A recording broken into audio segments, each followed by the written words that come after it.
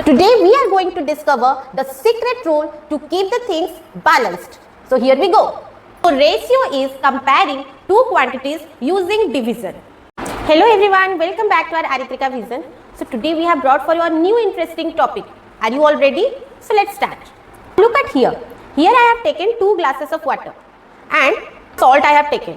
In one glass I will add 2 spoons of salt.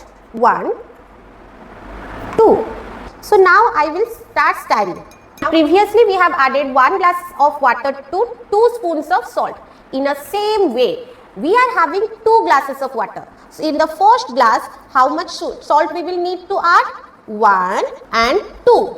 In the same way to the second glass also. 1 and 2. So students, in all we are having 2 glasses of water, and how much salt we have added? Here 2 and here 2. Total 4. So what is the secret behind it? So as you have seen the small activity, so I hope you might be wondering what we are going to learn today. So today we are going to learn about ratio. Ratio is all about comparing two quantities using division. So let's see what are the two quantities. A by B. In ratio, this A and B must be in the same unit. What is the same unit? If we are comparing lengths, the length must be, if it is the numerator is meter, the denominator must be in meter. The two quantities must have the same unit of measurement. Now, A by B, how we will represent it? We will represent it in columns. This is called ratio symbol. Columns. A is to B is 2.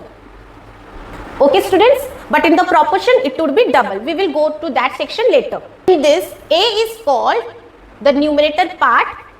This is called antecedent. Like in the fraction numerator and denominator, in the same way in ratio, the top one is called as antecedent and the down one is called as consequent. So this is called first term and this is called second term.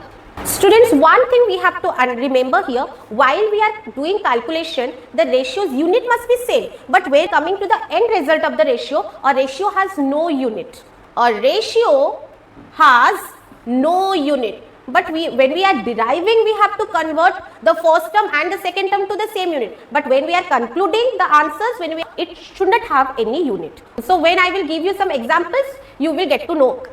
So find the ratio of 60 to 48. How we will do that? So same way, 60 divided by 48. Students, please remember, in ratio, whenever we are doing the calculation, we have to convert to their lowest term. So here 60 and 48 both are divisible by 12. So we will straight cut it into 12. So in 12 table, it's there 12 5s are 60. So 5 and 4. 4 12s are 48. So answer is 5 by 4 and we will write like this way. 5 is to 4. Find the ratio of 3.755 kg, 750 gram. So students, you can see here the units are different. So as we know, in ratio the first term and the second term must be the same unit of measurement, right? So here it is kg, here it is gram. Kg to gram we will go in forward direction. So there is one shortened rule. Let me tell you: kilogram, hectogram, decagram, gram, decigram, centigram, milligram.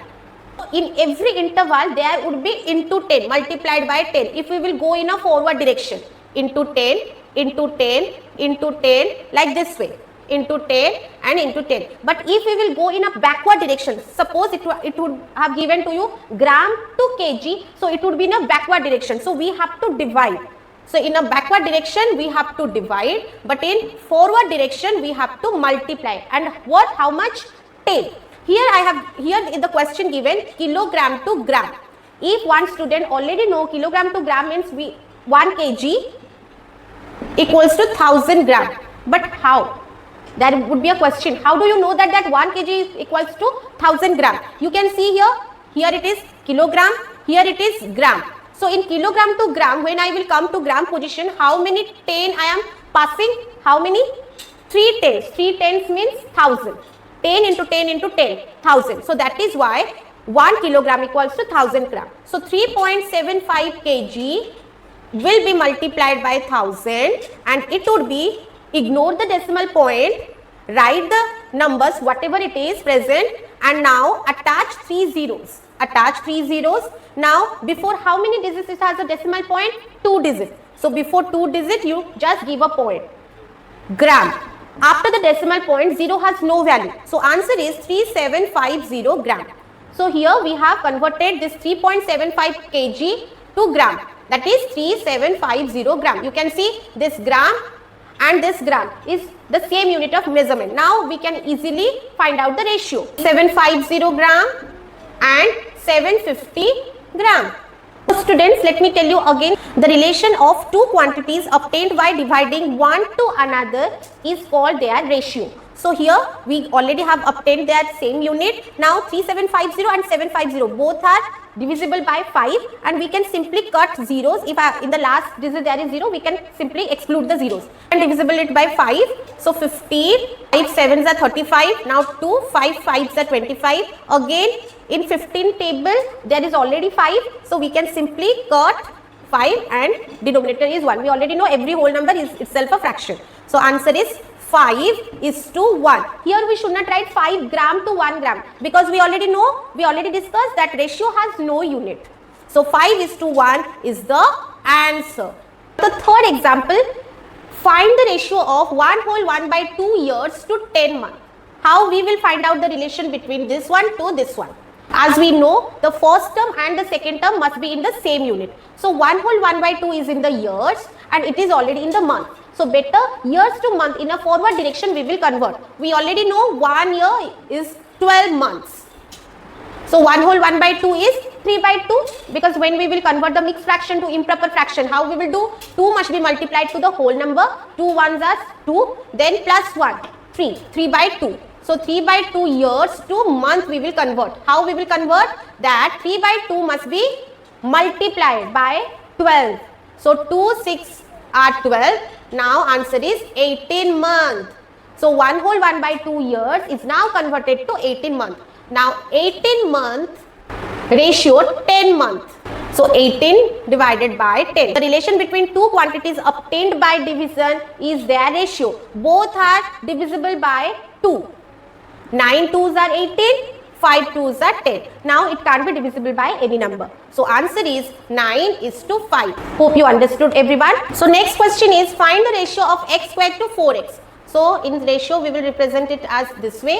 X squared means x into x. 4x means 4 multiplied by x. Now you can see here is also in the numerator part x and in the denominator part is also x there. So we can cut over there. So now answer is x by 4 or we can write x:4.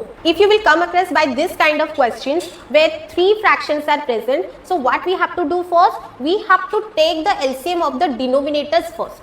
Okay, so first take the LCM of the denominators, that is 3, 5 and 2. Common division method you can take. So 3 ones are 3, 5 and 2. All are prime numbers. So LCM of all the prime numbers is their multiplication or is their product. Okay, remember this one. LCM of all the prime numbers is the answer of their product. So 3 into 5 into 2 is 30. Now this LCM answer will be multiplied to every part. So 2/3 first part, then to the second part, then the third part. Now if anything is divisible, cut it over there. Here 3 10s are 30, 5 6s are 30, 2 15s are 30. Now answer is 2 multiplied by 10, 20, 24 and 15. So the answer is 20:24:15. You might be wondering that 20 and 24 both are divisible by 2, so I can do the lowest term over here. No, all the 3 parts must be in the lowest term. If it is not happening, only one is remaining, let it be conclude there only. So 20:24:15 is the answer. So here we have given a basic idea through simple examples regarding ratio chapter. Some more examples and some more concepts will be cleared in your mind in our next video. So till then all of you keep practicing and keep like, share and subscribe our channel. Thank you for watching.